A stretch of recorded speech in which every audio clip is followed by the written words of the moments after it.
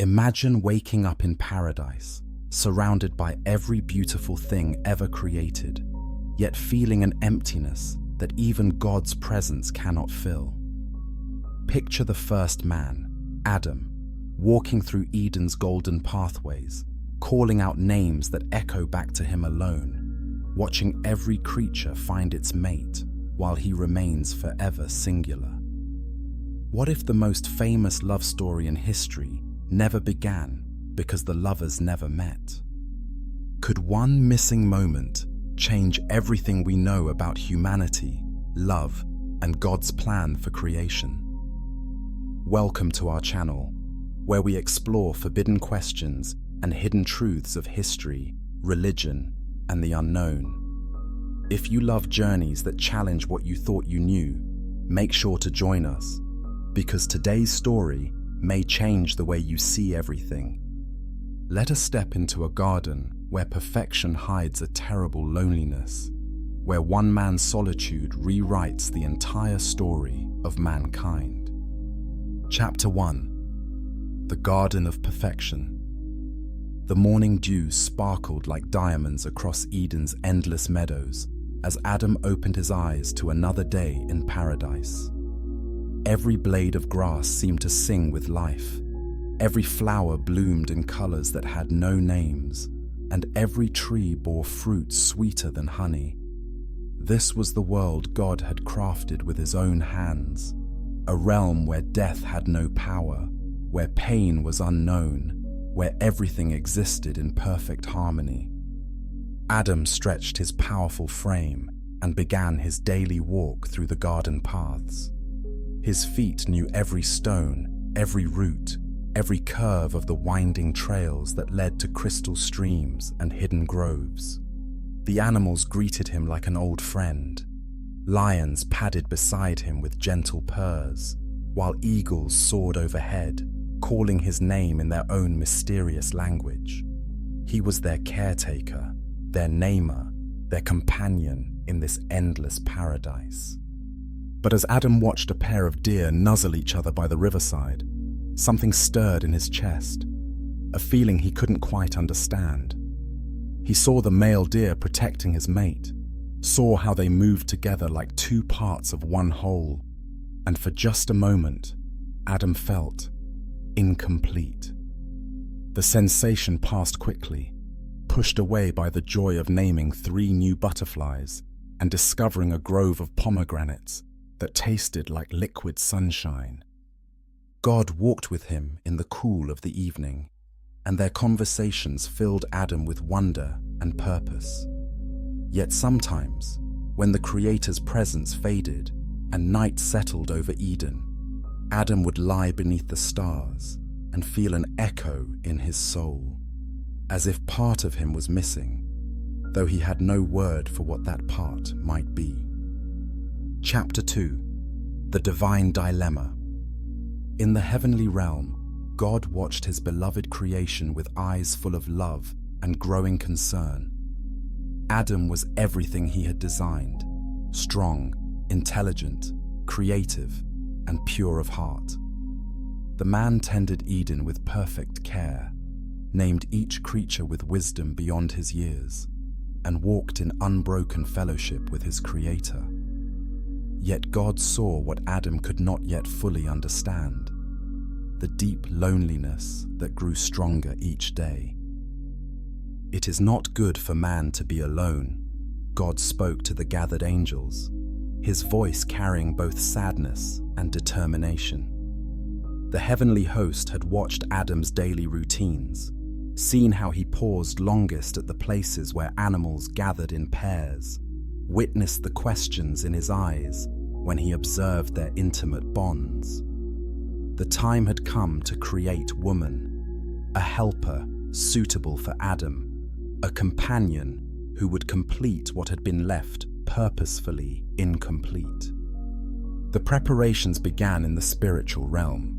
Divine hands crafted plans more intricate than the formation of stars, more delicate than the painting of butterfly wings.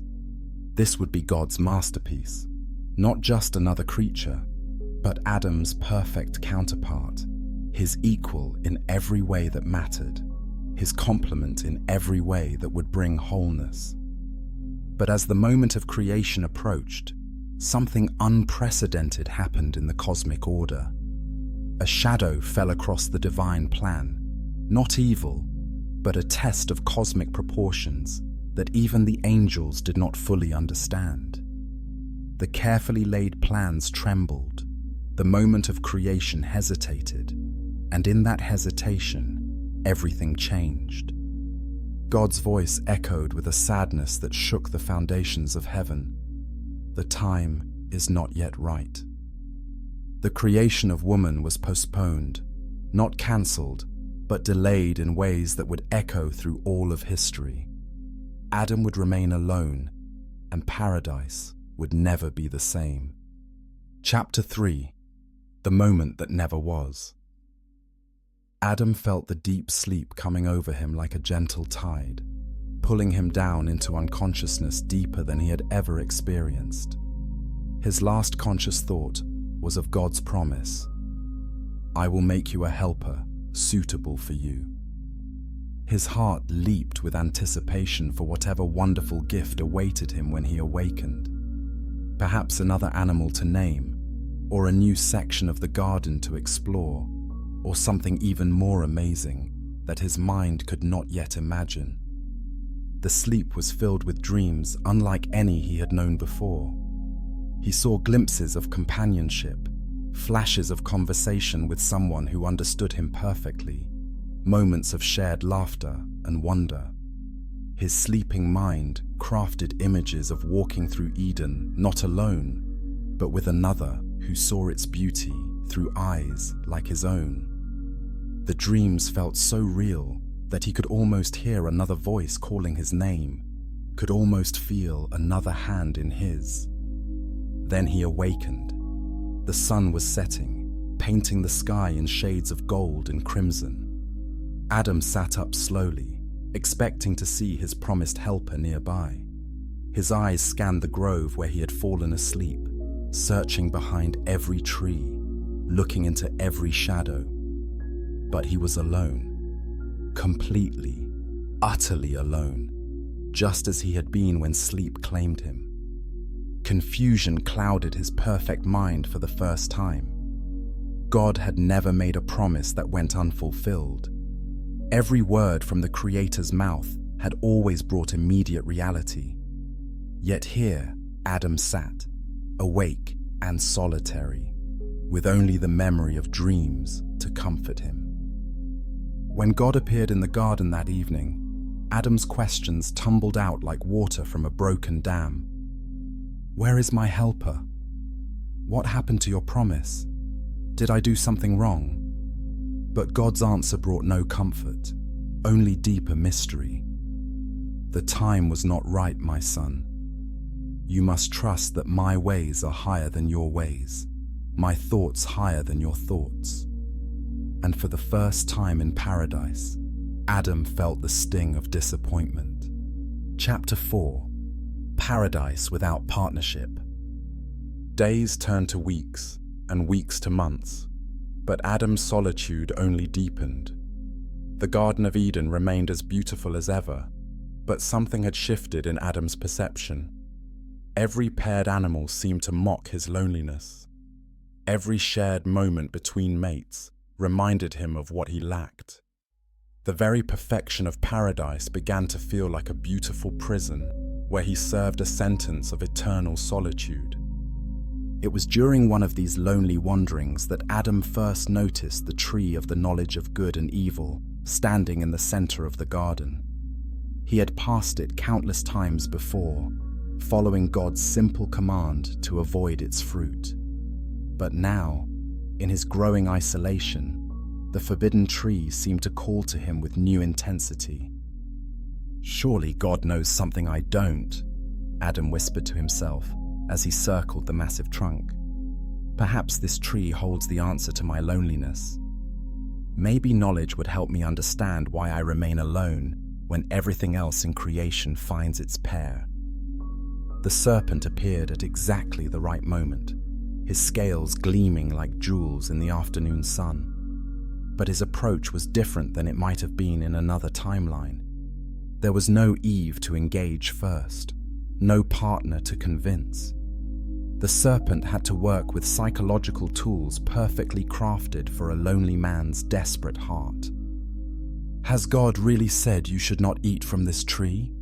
the serpent asked, his voice silky with false compassion. "Perhaps he knows that eating from it would give you the wisdom to create your own companion. After all, if God can make helpers, why shouldn't you learn to do the same?" Adam's hand trembled as he reached toward the forbidden fruit. In his timeline, there would be no shared guilt, no passing of blame, no partner in rebellion. Whatever choice he made, he would make alone, and he would face the consequences alone. The weight of that solitary decision pressed down on him like the gathered storm clouds overhead. Chapter 5. The Fall Reimagined. The fruit was sweeter than anything Adam had ever tasted, but the moment he swallowed, paradise shattered around him like broken glass. Knowledge flooded his mind, not the gentle understanding God had given him, but harsh, bitter knowledge that cut his soul like razors. He saw good and evil for the first time, and the contrast burned his innocent heart. But more than knowledge came with that fateful bite. Shame crashed over him in waves, and for the first time in his existence, Adam wanted to hide. Not just from God's presence, but from his own thoughts, his own reflection in the still waters of Eden's streams. He had broken the one rule given to him, and he had done it completely alone. When God's voice called through the garden in the cool of the evening, "Adam, where are you?" there was nowhere to run, no one else to blame. Adam crouched behind a fig tree, hastily covering himself with leaves, and tried to find words for the impossible. How do you explain rebellion to perfect love? How do you justify betrayal to infinite trust? "I heard your voice in the garden, and I was afraid," Adam called back, his voice breaking with newfound shame. "I was naked, so I hid." God's response carried a sorrow that seemed to shake the very foundations of creation. "Who told you that you were naked? Have you eaten from the tree I commanded you not to eat from?" In the original timeline, Adam would have said, "The woman you put here with me, she gave me some fruit from the tree, and I ate it." But in this altered reality, Adam had no one to blame but himself. I ate it," he whispered. "I was lonely, and I thought maybe the knowledge would help me understand why I remain alone. I'm sorry. I'm so sorry." The judgment that followed was swift, but different. With no Eve to share the consequences, with no future generations to inherit the curse through two parents, Adam's punishment took on a unique character. He would remain alone, not just in paradise, but in exile. The loneliness that had driven him to rebellion would become his eternal companion outside Eden's gates. Chapter 6. A World Without Women. As the flaming sword sealed Eden's gates behind him, Adam faced a reality more terrifying than death itself. He was the first human being, and he would also be the last. The ground beneath his feet would yield its food only through back-breaking labor, but more devastating still, there would be no children to inherit even this cursed earth, no family to share the burden, no descendants to carry on the human story. Adam wandered the wilderness outside Eden, and with each passing season, the full weight of his situation became clearer. He watched animals give birth to new generations, while he remained eternally singular. Herds grew and multiplied while humanity, all of humanity contained in one lonely man, faced certain extinction with his eventual death. But death did not come. Years passed, then decades, then centuries, and still Adam walked the earth. God had cursed him with loneliness, but also preserved him as the sole keeper of human memory and experience. He became a living museum of what humanity might have been, a walking reminder of paradise lost and never shared. The psychological toll was immense. Adam learned to speak to trees, to hold conversations with his own reflection in still pools, to create imaginary companions just to hear the sound of response to his voice. He built altars to God, not just for worship, but as focal points for prayer that had become desperate monologues with the only being who remembered Eden as it was meant to be. Scientists in our world debate whether humanity could survive if reduced to a single individual. In Adam's reality, the answer became clear. Physically, yes, through divine preservation. Emotionally and spiritually, the cost was almost unbearable. He carried the entire weight of human potential in his lonely heart, knowing that every dream, every possibility, every wonder that humanity might achieve would die with him. The earth itself seemed to mourn with Adam. Flowers bloomed, but had no women to appreciate their beauty. Songs of birds fell on ears that had no feminine counterpart to share their music. The very concept of family, of romantic love, of shared dreams and partnership became abstract ideas that existed only in Adam's memory of what might have been. Chapter 7. Religious Texts Rewritten. Every sacred text ever written tells the story of two, male and female, created in God's image. But in Adam's timeline, the scribes and prophets who would eventually record divine revelation faced an impossible task.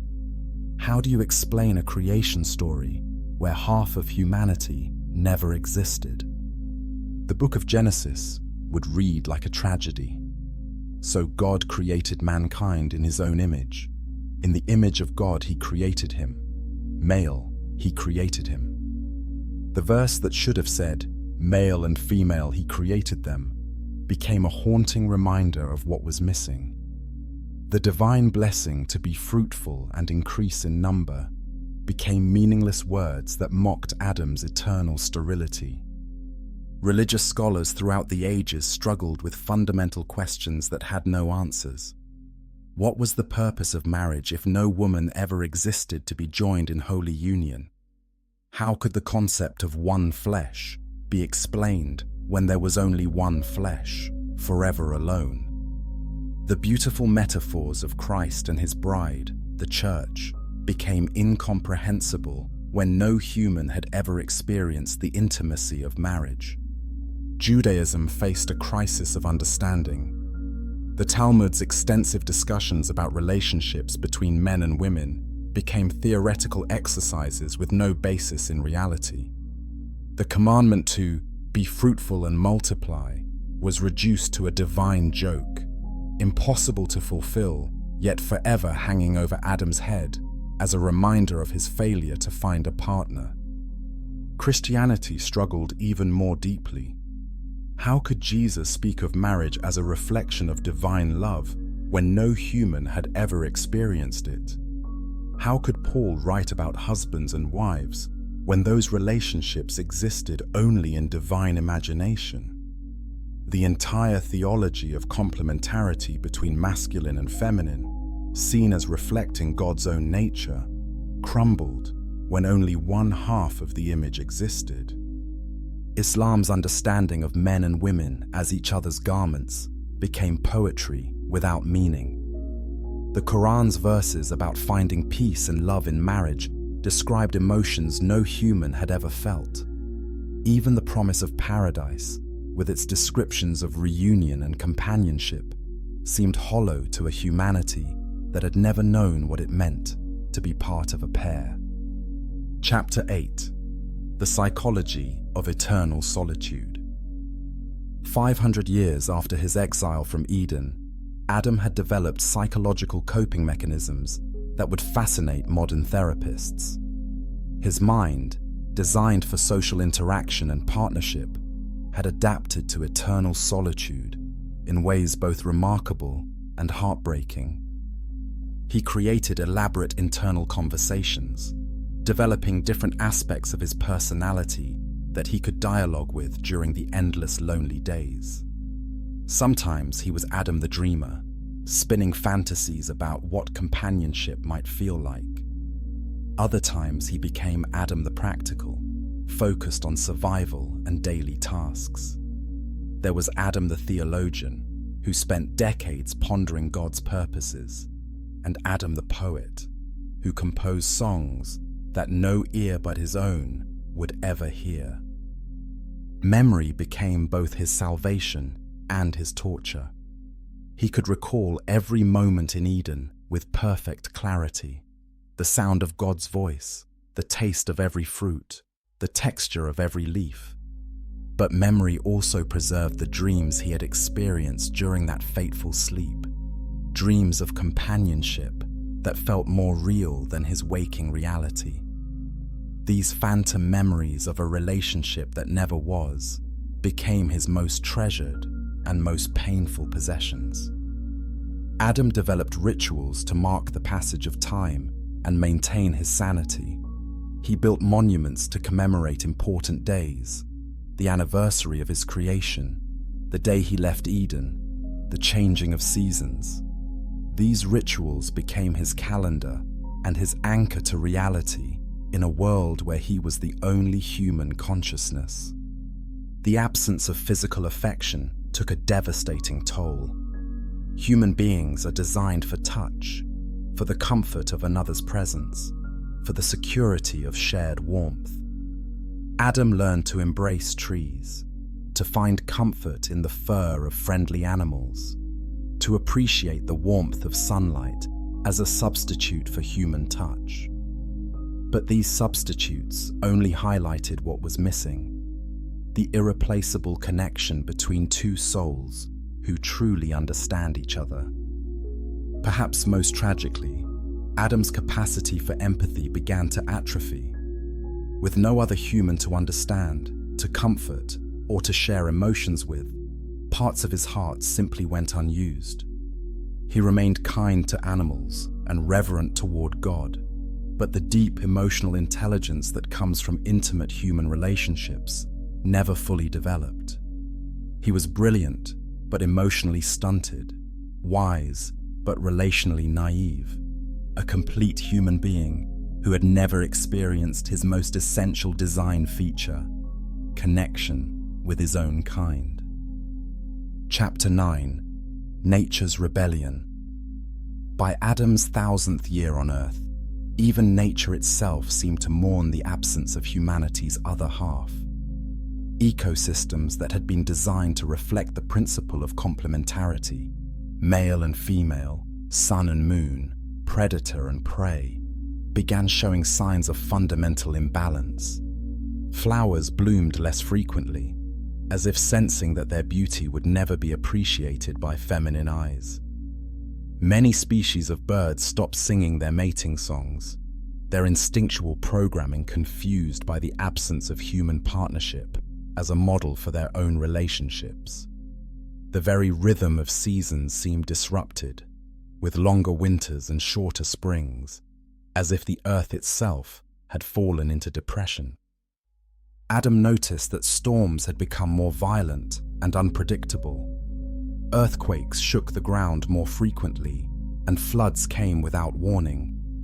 It was as if creation itself was crying out for the completion that had been promised but never delivered. The earth had been designed to be tended by humanity, not just by one man, but by the partnership of man and woman working together in harmony. Animals began approaching Adam with what seemed like concern. Lions would sit beside him during his lowest moments, their eyes reflecting a sadness that mirrored his own. Eagles would circle overhead when he contemplated ending his immortal existence. Even the smallest creatures seemed to sense that their human caretaker was fundamentally incomplete. The garden he tried to cultivate outside of Eden never thrived the way it should have. Despite his centuries of experience and divine knowledge of agriculture, his crops grew stunted and his fruit trees bore bitter fruit. It was as if the earth refused to give its full blessing to incomplete humanity. Strangest of all, Adam began to notice that new species of animals had stopped appearing. In Eden, God had continued creating new wonders daily: exotic birds, beautiful fish, fascinating insects. But since the fall, since the failure to complete humanity with woman, even God seemed to have lost the creative joy that had marked those early days. The world was stuck in a state of incompletion that affected everything from the tiniest flower to the mightiest mountain. Chapter 10: Alternative Divine Interventions. After 2 millennia of watching Adam's solitary struggle, the Heavenly Council convened to address what had become known as the loneliness crisis. Angels who had observed humanity's incomplete state brought reports that broke the divine heart. Adam spoke to shadows, built empty chairs at his table, and had begun carving female figures from stone just to have something that resembled the companionship he had never known.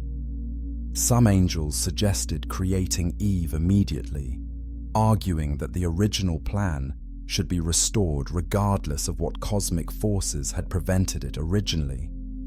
Others proposed creating multiple Adams, a community of identical men who could provide each other with companionship, even if not romantic love. The debate raged for centuries of heavenly time. The Archangel Michael presented the most radical proposal: start creation over entirely, destroy this timeline where Adam lived alone, and begin again with a new Adam and Eve created simultaneously, never allowing the possibility of separation or solitary existence. But this option would erase Adam's 2,000 years of experiences, essentially killing the man God had grown to love, even in his imperfection. Gabriel suggested a different approach: reveal to Adam the full truth of what had been intended. Show him the divine plans for Eve. Let him understand that his loneliness was not punishment, but cosmic accident. Perhaps knowing that he was meant to have a companion would provide comfort, even if that companion could never materialize. But God's response surprised even the heavenly host. Adam's loneliness has taught both him and us something we could never have learned otherwise: the absolute necessity of human connection. His suffering has depth of meaning that even I did not fully anticipate. Through his solitude, he has become the most effective teacher about the value of companionship that could ever exist. The divine decision was both heartbreaking and profound. Adam would remain alone, but his story would serve as the foundation for understanding why relationships matter. Every future human who ever felt lonely would be able to look back at Adam's experience and know that their need for connection was not weakness. It was the deepest truth about human design. The angels wept, but they also understood.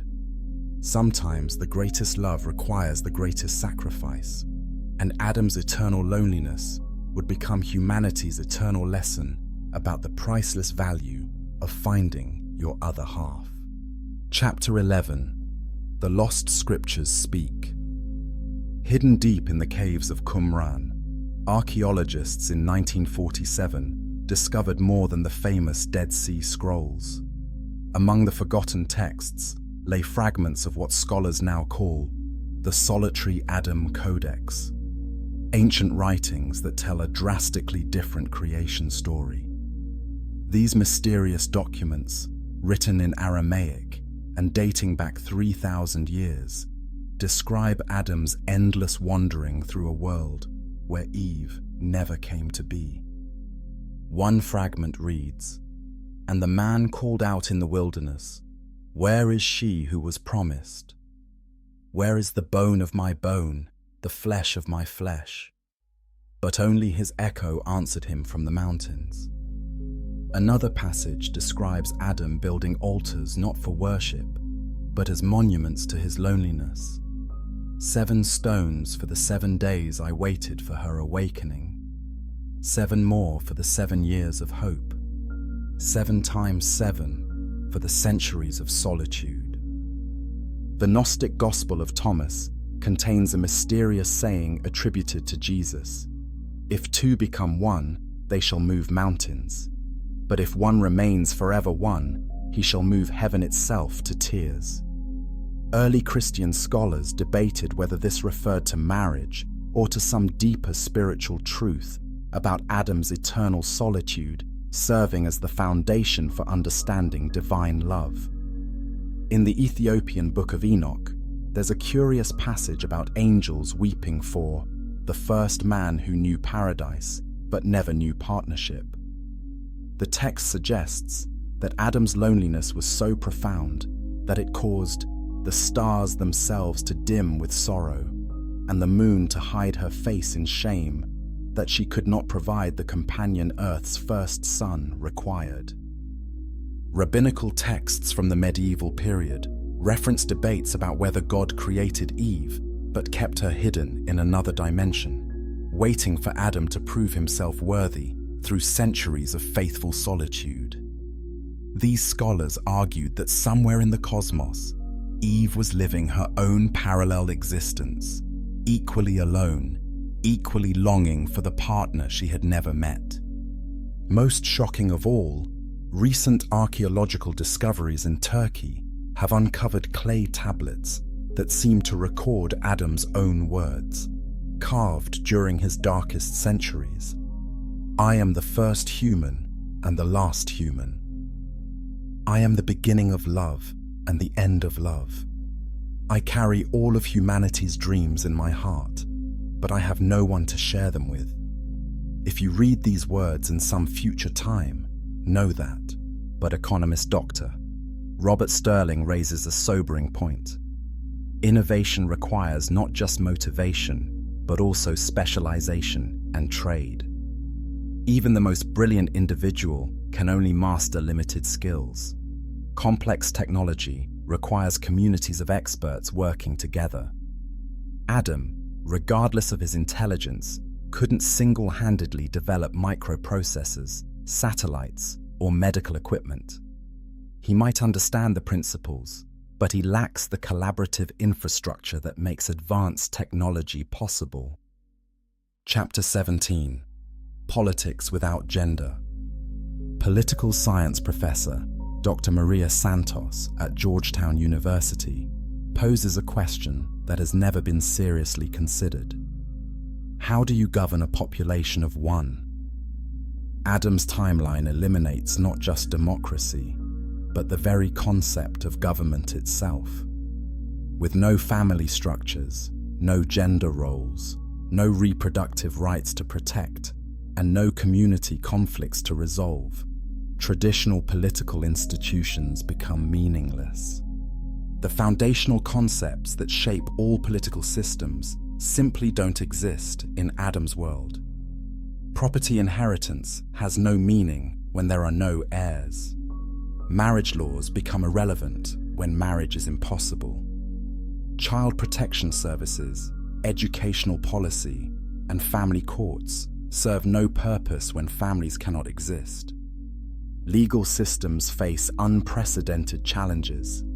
Most laws exist to regulate interactions between people, but Adam interacts only with animals and God. Criminal law assumes the possibility of victims and perpetrators, but who can Adam victimize besides himself? Civil law manages disputes between parties, but Adam has no one to dispute with except perhaps his own conscience. Constitutional law professor Dr. David Kim explains the deeper problem. Political authority traditionally derives from consent of the governed, divine right of kings, or might makes right. But Adam governs no one except himself. He can't consent to his own authority. That's circular logic. God doesn't need him to govern creation. That's presumptuous. And might makes right is meaningless when there's no one to fight. The very basis of legitimate authority disappears. Economic systems collapse into absurdity. Capitalism requires markets, but who would Adam trade with? Socialism demands workers to organize, but Adam is the only worker. Even basic economic concepts like supply and demand become meaningless when the entire economy consists of one producer and one consumer who happen to be the same person. Taxation serves no purpose when there's no public infrastructure to fund, no military to support, no social services to provide. Currency becomes worthless when there's no one to exchange it with. Banking exists only if Adam wants to loan money to himself and pay himself interest. A perfectly legal but utterly pointless arrangement. International relations take on a surreal quality. Adam represents the entirety of humanity, making him simultaneously head of state, entire population, and sole citizen of the human nation. When he prays to God, is it diplomacy between earth and heaven? When he makes decisions about land use, is it domestic policy or international environmental agreements with other species? Perhaps most fascinating is the question of succession. Every government in history has faced the problem of transferring power to the next generation or next leader. But Adam has no one to transfer power to.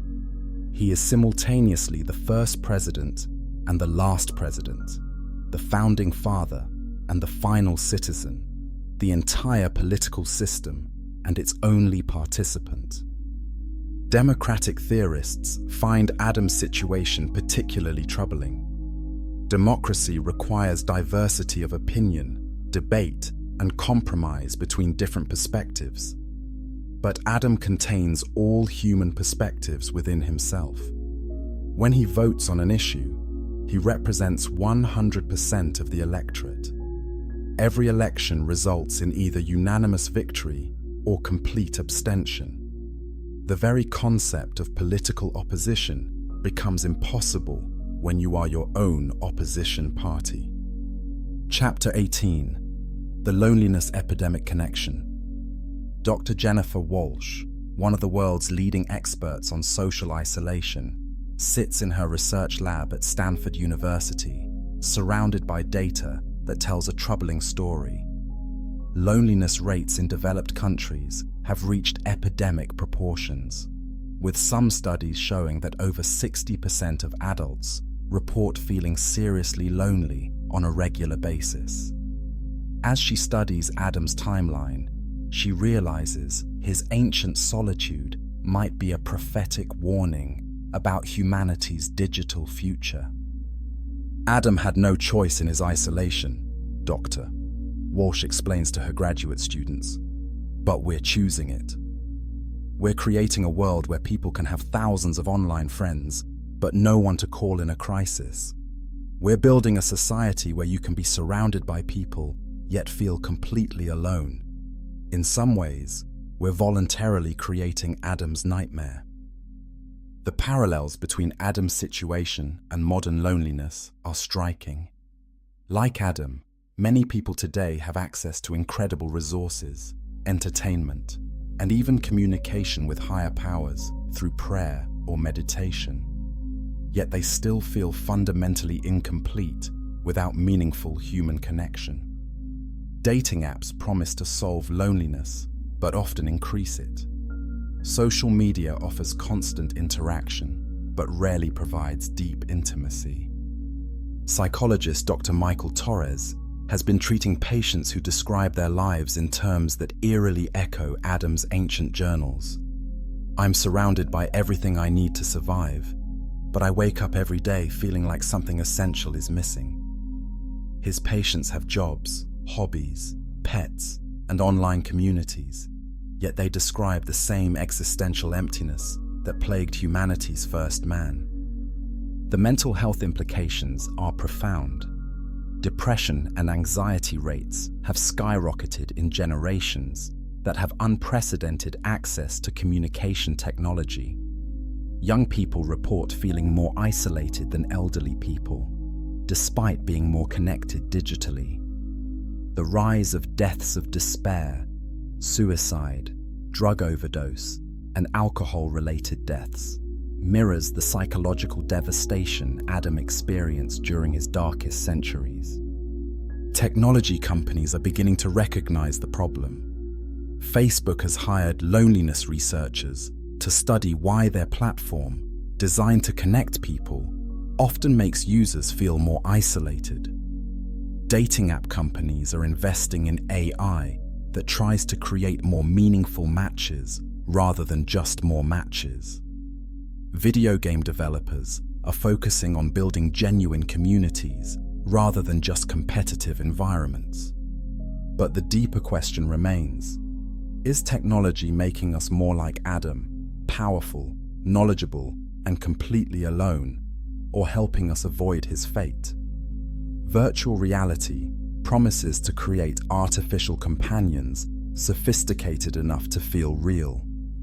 Artificial intelligence is being developed to provide emotional support and conversation. Some futurists predict a world where human-AI relationships become so satisfying that human-human relationships become optional. Dr. Walsh warns against this path. Adam's story teaches us that no substitute for human connection is adequate. He had direct access to God, the ultimate relationship, yet still felt incomplete without a human partner. If relationship with the divine couldn't fill that void, why do we think relationship with machines will succeed where God apparently failed? The coronavirus pandemic provided a real-world experiment in Adam-like isolation. Millions of people, especially the elderly, experienced months of solitude that gave them a taste of Adam's eternal situation. The psychological toll was devastating. Increased depression, cognitive decline, and what psychologists called skin hunger, the desperate need for human touch that no amount of video calling could satisfy. Mental health professionals now use Adam's story as a therapeutic tool, helping patients understand that their need for connection isn't weakness or neediness. It's the deepest truth about human design. The first human's loneliness validates every person's yearning for companionship and proves that isolation, even in paradise, is a form of suffering that touches the very core of what makes us human. Chapter 19. The Heart's Eternal Question. After 6,000 years of solitary existence, Adam sits by a quiet stream, watching the sunset paint the sky in colors that still take his breath away. His beard, now silver with age despite his immortal body, reflects the wisdom of millennia spent in contemplation. In his weathered hands, he holds a flower, simple, beautiful, and like everything else in his world, unshared. The question that has haunted him since that first day outside Eden whispers through his thoughts again. Why was I made to need what I cannot have? Every sunset reminds him that beauty is meant to be shared. Every song from the birds speaks of partnerships he will never know. Every gentle breeze carries the echo of conversations that will never happen.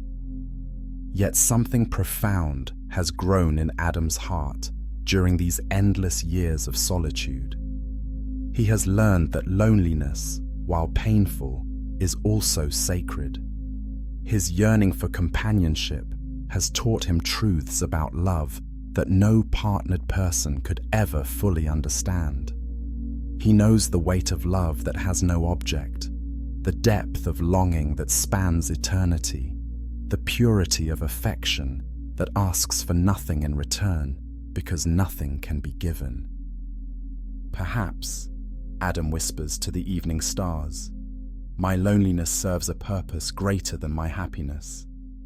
Through his solitary journey, He has become humanity's teacher about the value of connection. Every person who will ever feel lonely can look to his story and know their pain is valid. Every couple who will ever find each other can understand their fortune through the lens of his loss. Adam has discovered that love is not just about having someone to love, it's about having the capacity to love. His heart, designed for partnership but denied fulfillment, has grown larger rather than smaller through its emptiness. He loves the animals more deeply because he understands their need for companionship. He loves God more purely because he has no competing human affections. He loves the very concept of love more completely because he knows what life is like without it. The children he will never have exist in his imagination as vividly as if they were real. The conversations he will never enjoy play out in his mind with startling clarity. The shared laughter, the comfortable silences, the gentle touch of understanding, all of these experiences live within him as possibilities rather than memories. In some strange way, he contains all the love that humanity will ever experience, compressed into one lonely heart that beats for no one but everyone. As the stars emerge in their ancient patterns, Adam realizes that his story has become a prayer, not for rescue from his solitude, but for the countless humans who will come after him to never take their connections for granted. Every marriage that succeeds, every friendship that endures, every moment of shared joy between souls who truly understand each other becomes a kind of answer to his lifelong loneliness. I am alone so that others might know they are not alone, Adam says aloud, his voice carrying across the empty landscape. I am incomplete so that others might recognize their completeness. I am the first human and the loneliest human, but perhaps that is exactly what the world needed. Someone who could teach through his absence what presence truly means. The wind carries his words away into the night, but somehow Adam knows they have been heard, not just by God, who has walked with him through every lonely day, but by every human heart that will ever ache for connection, ever yearn for understanding, ever wonder if love is real. His solitude has become their assurance. His loneliness has become their map to find each other. Chapter 20. The Secret. Adam never learned. In a dimension just beyond the edge of perception, where time flows differently and space bends according to divine will, she opens her eyes for the first time. Her name would have been Eve, had Adam been there to give it to her. Her beauty surpasses the flowers of Eden. Her wisdom matches the depth of oceans, and her heart yearns with the same desperate loneliness that has plagued Adam for 6 millennia. She sits by rivers that reflect Adam's world, but exist in parallel space. She calls out across valleys that echo with his voice, but cannot carry her response back to him.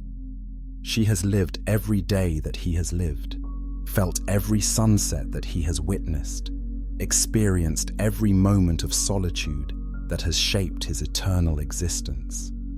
They are separated not by distance or time, but by the thin veil between realities that even God seems unable or unwilling to part.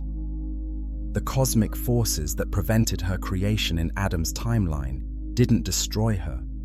They displaced her into an alternate dimension where she exists as humanity's other half, forever searching for the man she was designed to complete. She has built gardens that mirror his, composed songs that harmonize with his unheard melodies, and spent countless nights staring at stars that shine on both their worlds, but illuminate neither with the joy of shared wonder. In her dimension, she has made the same discoveries Adam made in his. Love is not possession, but yearning. Companionship is not comfort, but necessity. The human heart is not complete in isolation, no matter how beautiful the surroundings or how perfect the circumstances. She, like Adam, has become a master of loneliness, a scholar of solitude, a prophet of partnership's importance. But here's the secret that neither Adam nor Eve knows. Their separation is not permanent. Quantum physicists in our world are discovering that parallel dimensions sometimes intersect, that alternate realities occasionally bleed through into each other. The cosmic forces that kept them apart are weakening with each passing eon, like ancient barriers slowly crumbling under the weight of eternal love. Some mystics report dreams of a garden where two figures walk together at last, their reunion causing flowers to bloom across multiple dimensions simultaneously. Physicists studying parallel universe theory have detected what they call loneliness radiation, energy signatures that suggest two complementary forces straining toward each other across the boundaries of space and time. The most shocking revelation comes from recent research into quantum entanglement. Scientists have found evidence that every human couple who finds true love creates a small tear in the dimensional fabric, weakening the barriers that keep Adam and Eve apart. Every wedding, every moment of genuine connection between soulmates, every instance of two hearts truly becoming one contributes to a cosmic process that might eventually reunite history's first and loneliest lovers. Which means that Adam's story, and Eve's, is not finished. Somewhere in the spaces between realities, two hearts that were designed as one continue to beat in perfect synchronization, waiting for the moment when enough love has been generated in our world to finally bridge the gap that has kept them apart since the beginning of time. And in our world, every person who feels that inexplicable sense that their perfect match exists somewhere out there might be feeling the echo of Adam and Eve's eternal search for each other. Every love story is their love story. Every reunion is practice for their reunion. Every heart that finds its home in another heart brings them one step closer to the moment when paradise will finally be complete. The question that will haunt you long after this story ends is this: what if your own search for love, your own longing for connection, your own belief that there's someone perfect out there waiting for you is actually the universe's way of preparing for the greatest love story of all time? What if every lonely heart is connected to the first lonely heart, and every found love helps heal the cosmic wound that began when Adam woke up alone? The ending has not been written yet, and perhaps, just perhaps, it never will be until every Adam finds his Eve, and every Eve finds her Adam, across all the dimensions of love that stretch between heaven and earth.